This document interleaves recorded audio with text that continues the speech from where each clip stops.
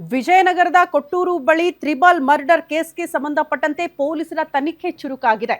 ಒಂದಲ್ಲ ಎರಡಲ್ಲ ತ್ರಿವಳಿ ಕೊಲೆ ಪ್ರಕರಣಕ್ಕೆ ಸಂಬಂಧಪಟ್ಟಂತೆ ಪೊಲೀಸರ ತನಿಖೆ ಈ ರೀತಿ ಚುರುಕಾಗಿರೋದು. ಬೆಂಗಳೂರು ಪೊಲೀಸರಿಂದ ತನಿಖೆ ಮುಂದುವರೆದಿದ್ದು ಬೆಂಗಳೂರಿನ ತಿಲಕ್ ನಗರ ಠಾಣೆಯಿಂದ ಕೇಸ್ ವರ್ಗಾವಣೆಗೆ ಸಿದ್ಧತೆಗಳಾಗ್ತಾ ಇದೆಯಂತೆ. ಕೊಟ್ಟೂರು ಪೊಲೀಸ್ ಠಾಣೆಗೆ ಮುಂದಿನ ತನಿಖೆಗೆ ವರ್ಗಾವಣೆ ಮಾಡಬೇಕು, ಈ ಕೇಸನ್ನ ಸಿದ್ಧತೆ ಮಾಡ್ಕೊಳ್ತಿದ್ದಾರೆ ಪೊಲೀಸರು. ಪ್ರಾಥಮಿಕ ಹಂತದ ತನಿಖೆ ಮುಗಿಸಿ ತಿಲಕ್ ನಗರ ಪೊಲೀಸರು ಬಂದಿದ್ದಾರಂತೆ.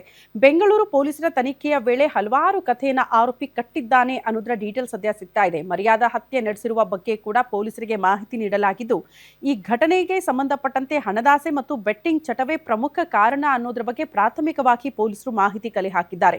ಮನೆ ಮಾರಾಟದಿಂದ ಬಂದ 1.5 ಕೋಟಿ ರೂಪಾಯಿ ಹಣ, ಆ ಹಣಕ್ಕಾಗಿ ಕುಟುಂಬವನ್ನ ಕೊಲೆ ಮಾಡಿರುವ ಸಾಧ್ಯತೆಗಳೇ ದಟ್ಟವಾಗಿದೆ ಅಂತ ಪೊಲೀಸರು ತನಿಖೆ ಮಾಡಿದಾಗ ಇಷ್ಟೆಲ್ಲ ಪ್ರಾಥಮಿಕ ಅಂಶವನ್ನ ಕಲೆ ಹಾಕಿದ್ದಾರೆ.